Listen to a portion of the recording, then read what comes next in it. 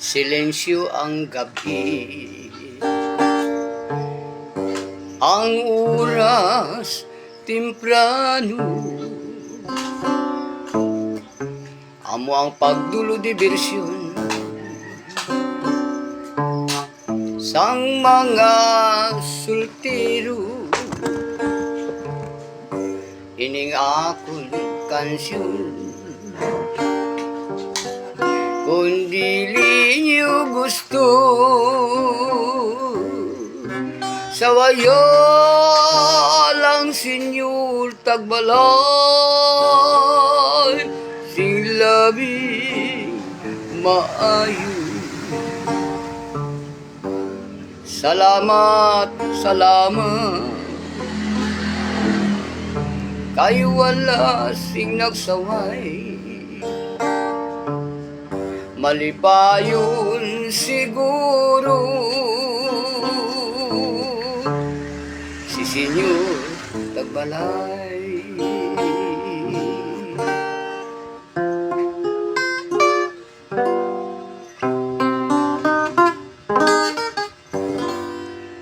Sa bughaw na buhay,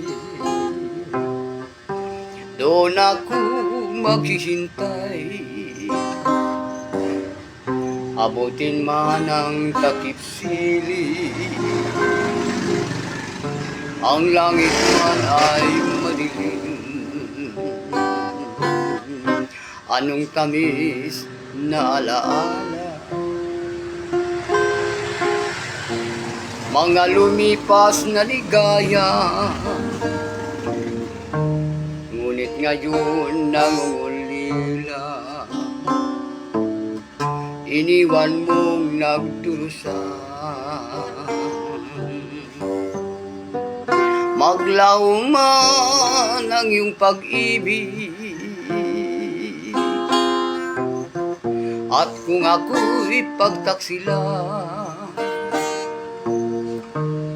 ikaw pa rin ang ibigin,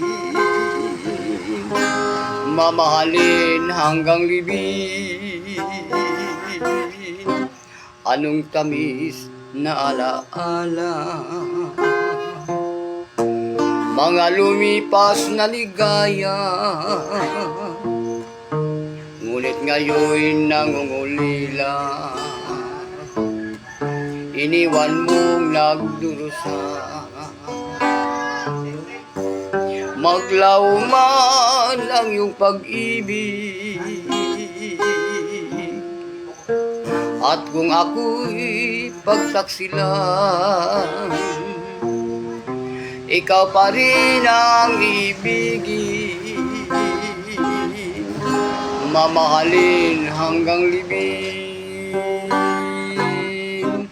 Anong tamis na alaala, mga lumipas na ligaya,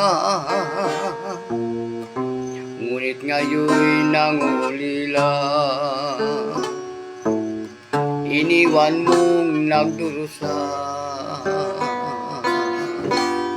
sa bughaw na buhangin, doon ako maghihintay. Abutin man ang takip sili, ang langit ko'y ikaw.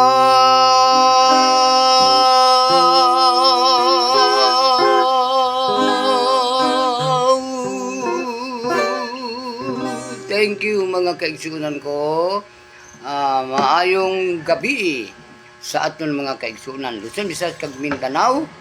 Sa subong nga gabi yari naman kita sa aton live session sa subong nga gabi. Oras standard time alas 9:32 sa karon nga gabi. Standard time, Philippine Standard Time. Mga igsuon, sa subong nga gabi aton pag-usapan ang parte sa gitawag istorya ni Pedro kag sa iya ministro. Sino ang ministro ni Pedro? ang ministro ni Pedro mao si Ginoong Diyos Jesucristo nga ang pangalan sa unang panahon Jesus nga taga Nazaret, anak ni Maria kag ni Jose. Kita sa istorya mga igsoon. Pero abi ninyo dili ako makatulog o dili ko makapangapi busa nining mga orasa, mga pita. Sister kag brother, mga pita. Sister, mga pita, Inday Jean. Maayong gabi diha ninyo. Kay kining ako diri istorya lang agig palipas oras sa social media, tibuok kalibutan. Nahibaw mangitan ini mga orasa nga kining akong istorya layo ang malabutan ani mga kaigsunan diri sa social media. Busa sa akong mga kaigsunan, Luzon, Visayas kag Mindanao to abroad, aton pag-usapan ang ministro ni Pedro o ang magtutudlo ni Pedro o si Pedro nga isa sang mga tinudluan ni Jesus nga taga Nazaret nga anak ni Maria o ni Jose, mga igsoon. Nganong mag-istorya man kita karon kay matud pa kining giingon nga hakog o kasina walay tambal. Ang kahakog o kasina sa tao ning kalibutan walay tambal. Unsaon nimo pagtambal kanang kasina?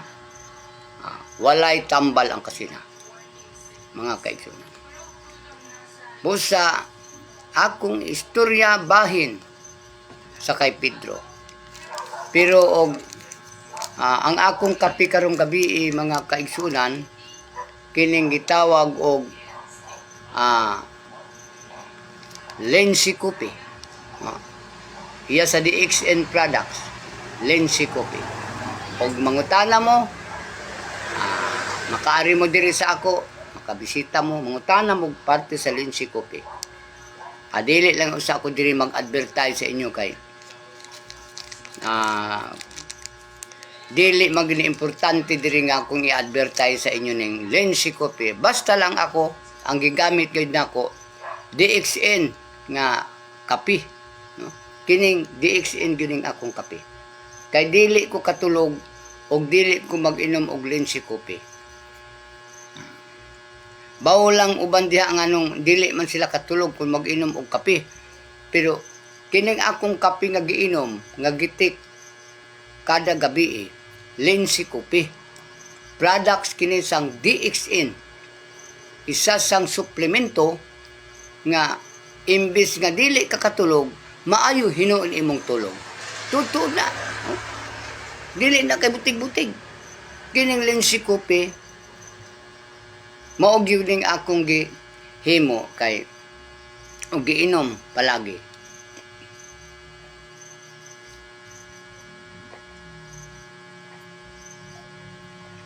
Dili na lang ko mag-istorya niya ng Lensi Coffee. Basta lang Lensi Coffee akong ginagamit. Day, ayong gabi idea. Pwede. Pwede ra ka diri mo adto ugma. Niara ko diri kay naka-schedule tayo, no? Apan ang akong mga maymay, ang akong mga istorya kaninyo akong mga bisita.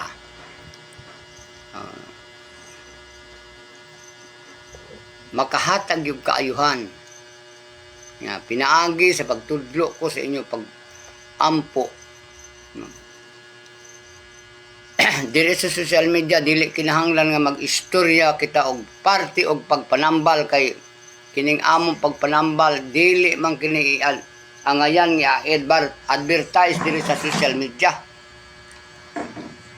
Kay dili man kini negosyo ang amoa.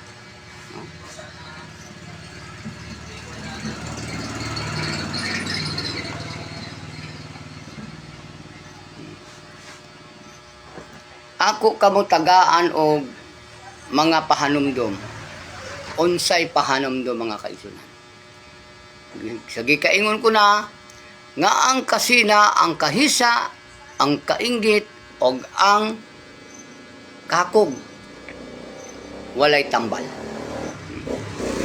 Sa panahon pa sa atong Ginoong Dios Jesucristo, gihimo og talaan og talamdan aron ang tao masayod nga angay magbantay nga dili gid niya pagsundon ang gibuhat ni Pedro nga pagbinutig sa iyang ministro mga igsoon.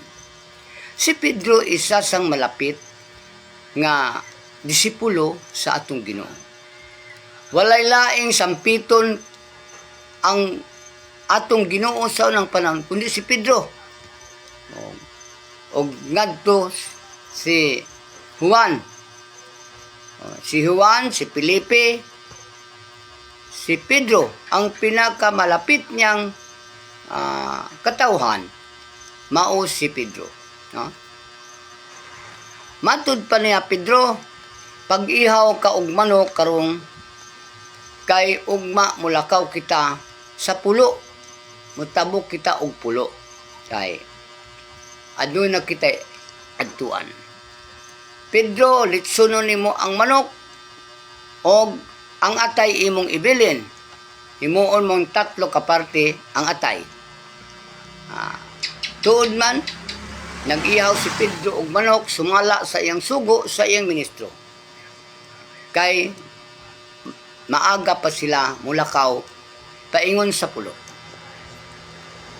Pilagid ang istorya. Pagkatapos, hapit na magkaagahon, nakatulog si Pedro og kadali, temprano pa sa hingbugtaw, og nag-ihaw siya sa manok, kalami pa unta itulog, pero kay maaga pa siya nag-ihaw og manok, kay dadon lagi og ilang balunon sa iyang ministro dito sa pulo, kay aduna sila'y kadtuan sa iyang ministro. Pag abot na hapit nag alas 5 sa buntag, kay nanimaho naman kay lami na kaayo kaunon ang gapangalimyon nga panimaho sa manok ng gilitson ni Pedro. Gibati na siya kagutom. Ang iyang gusto nga mukaon siya sa manok, pero nadumduman niya ang atay nga 3 man kaparte. May pasiguro kalami nagikaunon ang atay sa manok kay nangalimyo na sa kalami ang manok. Iyang gilitson ni Pedro.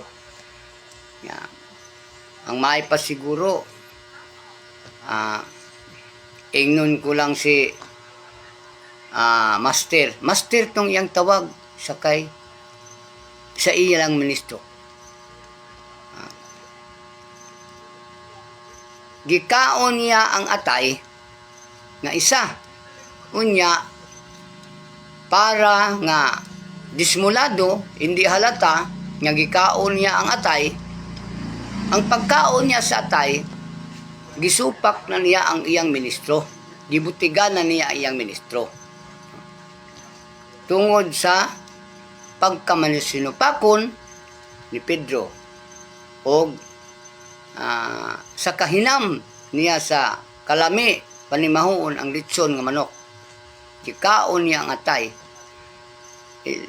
Sabi pa niya, iyang isang at doon sa ibabaw o dito sa ibabaw iyang gisabit dito ang manok nga na litson. Unya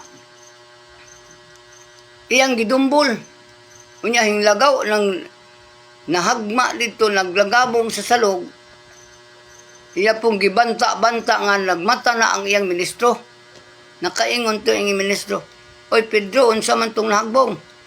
Sa man to'y naglagapak diha. Sabi pa ni Pedro, Master, ang lechon gisungkap sa kuring. Pedro, manaapay nabilin. Naapa, Master, nabilin pa. May nabilin pa, Master. Sige, himusa na, kay dugay-dugay, mulakaw na ta.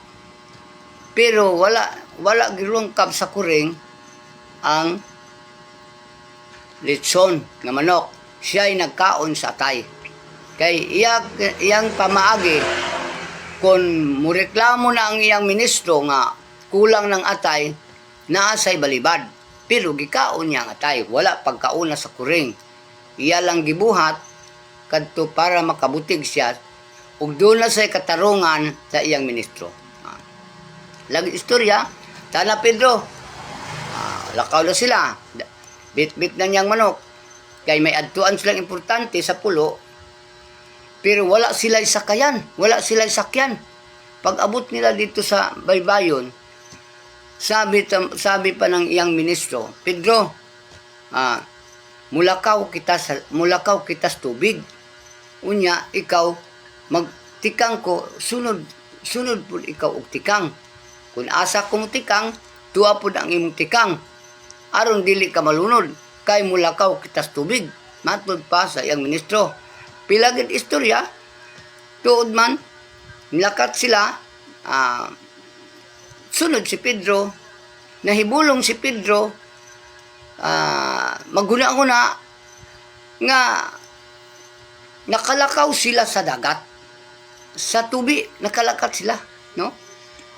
Mauto, pilagid ang istorya, kay nakalakat man sila sa dagat, sige sila lakat, so sunod po si Pedro, sa wala hibawal kapakapan na si Pedro, Master, tabangi ko, Master, tabangi ko, Master. Gilingi isa sa ang ministro, naunsa man ka Pedro, nganong nalunod man ka Pedro. Singon si Pedro, wa ko kahibalo, Master, nganong nalunod man ko. Siguro Pedro, may gilimod ka sa ako. Ngano nga, nalunod ka man. Why, Master? Wala ko'y may gilimod sa ima. Wa ko'y may gilimod. Master, tabangi ko kay malunod ko. Dala ning atong balon, wala na kita'y makaon karon. Basig malumos ko, Master. Matod pa ni Pedro sa iyang ministro. Pilagid istorya, sige. Butong sa iyang ministro, gipatungtong sa tubig, o nagpadayon siya sa paglakaw, paingon sa pulo. Pilagig istorya, pag abot nila dito sa pulo, siling pa ng iyang ministro, sige Pedro, kay mapahuway-huway ta ka diyot, unya, mamahaw ta, kay adtuon mo to ang atong toyo, dito sa punuan sa lubi, ako kang paadtuon dito kay kung ba lang akong gibili na apa, matod pa sa iyang ministro. Pilagid istorya, na nangaon sila na kay sige Pedro, paglakaw na kay katuan na tong akong gibilin sa punuan sa lubi kung may ara pa, kung anaa pa diha. Siling po ni Pedro, mamaya na lang Master, kay lain akong pamatyag. Ngano man Pedro nga lain man pamatyag, kay gikuyawan man ko, gikulbaan man ko kaina, gakurog-kurog pa nga akong kaunuran, kay nakulbaan man ko dito, basig malumos na hinuong ko, kay nalunod man kus dagat. Sige Pedro, pagpahuway-huway anay. Makapahuway-huway ka, tuon mo itong punuan sa lubi, kay para mahibalaan ko kunaa pa ang akong gibilin. Natud pa sa iyang ministro, si Jesus. Si Jesus, anak ni Maria kag ni Jose.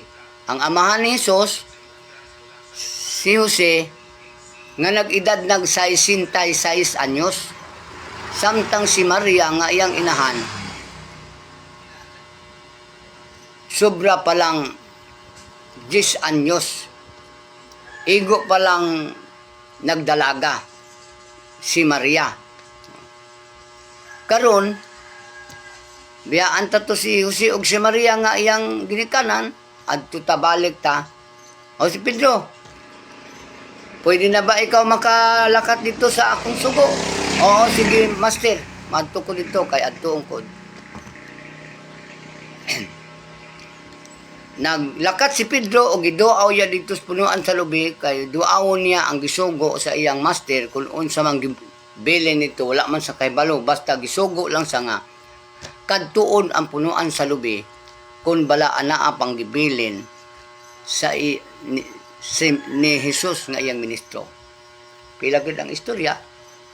Pag abot dito nakita niyang 3 kasako o iyang gibuksan, mga binaritang bulawan ang unod sa sako. Na nalipay si Pedro maglangtaw nga murag nakahuna-huna na siya nga makakwarta na gyud siya kay bulawan lang iyang nakita. Gihuna-huna na niya nga naa gyud say parte kay gisugo man sa iyang ministro. Balik sa dito, master, ara ang imong gibilin.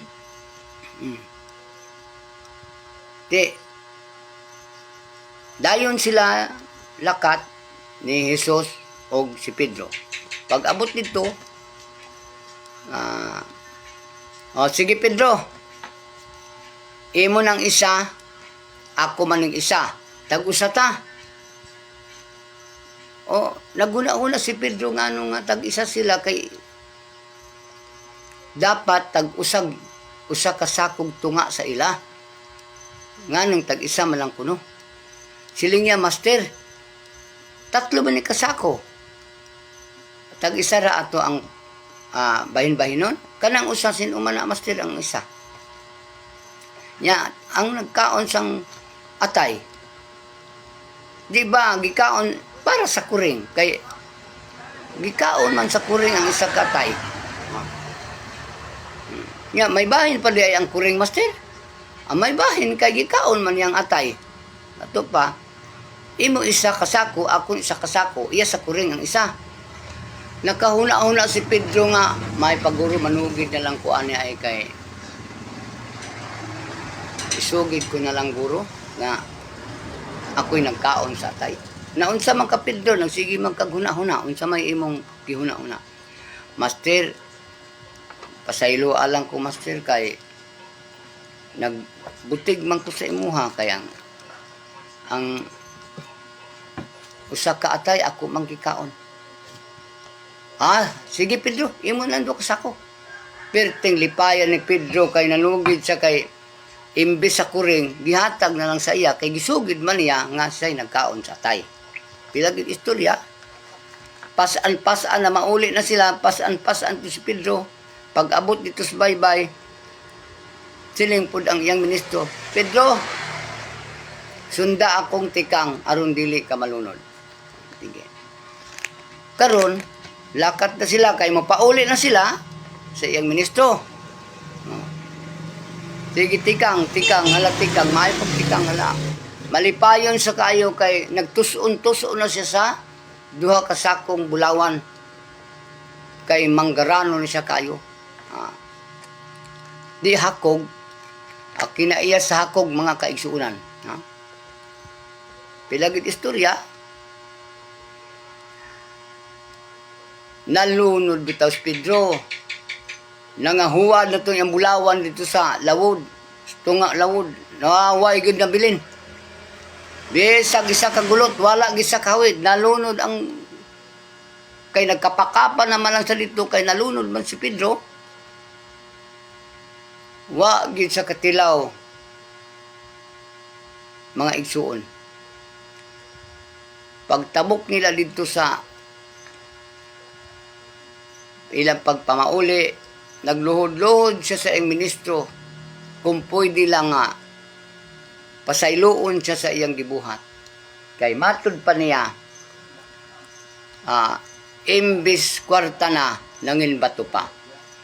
Mao kana mga igsuon nga karong panahon na, ayaw gyud ta maghinakog. No?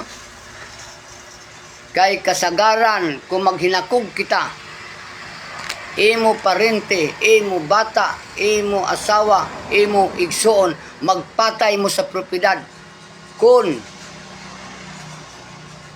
pugson gid ninyo inyong kaugalingon mga kaigsuon. Mao kana ang mga hakog na kinaiya mga igsuon. Walay tambal. Gani atong madunggan dito sa piyak asinda, piyak lugar, nagpatay sila sa ilang propiedad. Nagpinusilay sila sa ilang propiedad. Mga igsuon, mga matay sila, way gid kay mabitbit sa imong property. May pag ipanghatag nimo na sa ilaha, bahala mag-ulon sila sa manggad.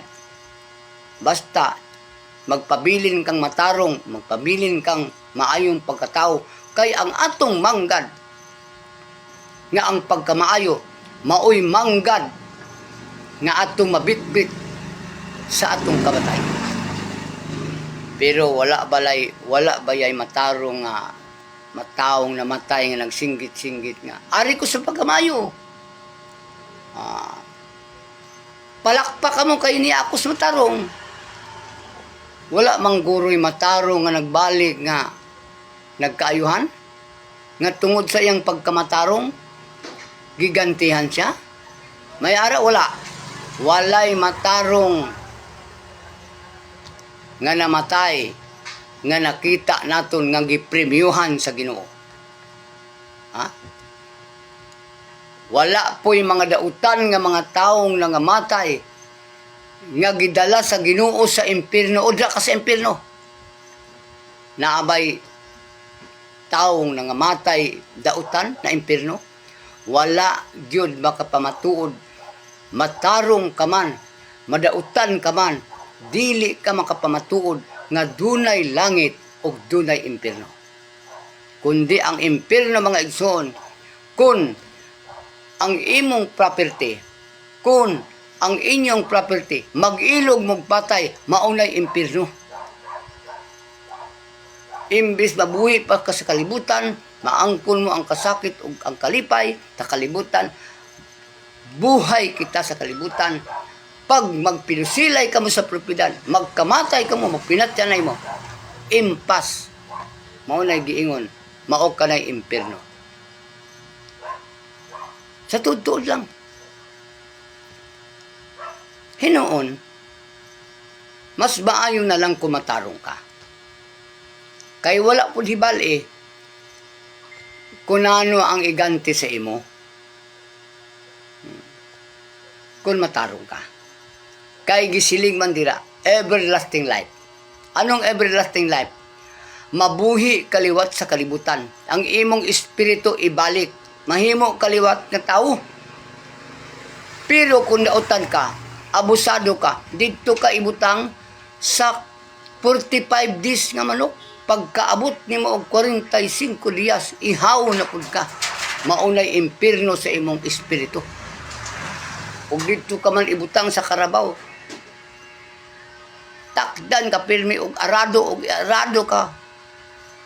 Higtan ka sa ilog og guyod-guyoron kung abusado ka. Tuod na. Mga igsoon. Kung matarong ka, wala hibaw kay ang gitawag nilang everlasting life, de-reincarnate, ma-reincarnate ang atong espiritu. Sino ikaw? Sino sila? Sino kita? Nga naman, naari kita sa lawas sa isa katao. Sino ang atong espiritu? Ang atong lawas, ang nag-drive, ang atong espiritu. Kay kung wala kita espiritu gaga-drive sa atong lawas, walay mahimo ang atong material. Gani ang atong espiritu, mao ang nag-drive sa atong lawas.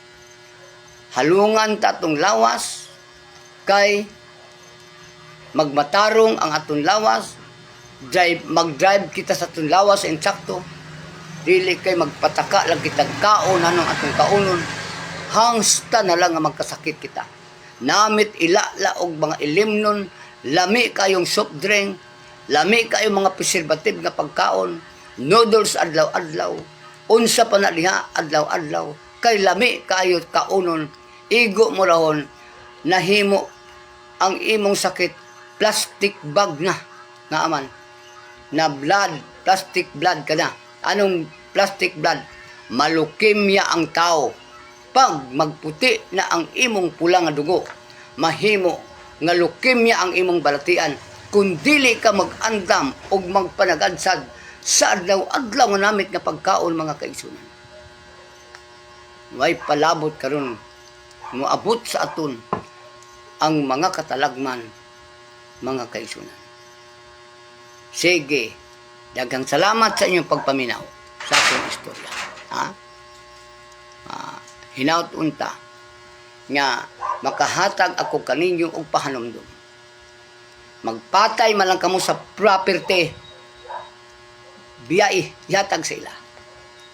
Mapang magpuyo kitang pobre nga wala kitay kalaban.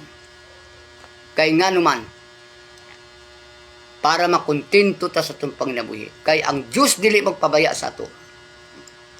Basta mabuhi patas kalbutan. Daghang salamat. Inday Jean Fernandez. Ngayong gabi sa tanan Luzon, Visayas kag Mindanao kay matulog na ta. Kay abi ninyo kinahanglan naton ang pagtulog 8 ka oras nga pagtulog nga makarelax ang aton lawas. Kag marinobit ang aton lawas. Tandaan naton ang pag-drive sa atong kaugalingon ara sa ato. Ang kaluwasan nga ginatawag ara sa aton. Ang paghatag og kaayohan sa pagpangabuhi ara sa aton. Walay sin nga makahatag sa kaayuhan sa itong kaugalingon. Kita nga sa kaugalingon, kita ay makaluwas sa itong kaugalingon. Walay asawa, walay bana, walay mga anak, walay mga ginikanan, makaluwas sa bata, igsuon, kundi ikaw mismo. Wala tay mahimo kung ang atong bata musupak na to. Wala tay mahimo kung ang atong ginikanan abusado musupak sa mga kaayuhan. Kay kita ra mismo ang atong pagtuo, ang atong fit sa Ginoo, maoy makaluwas og pagdepensa sa atong kaugalingon, kag ang paghalong maoy importante. Daghang salamat, maayong gabi sa tanan.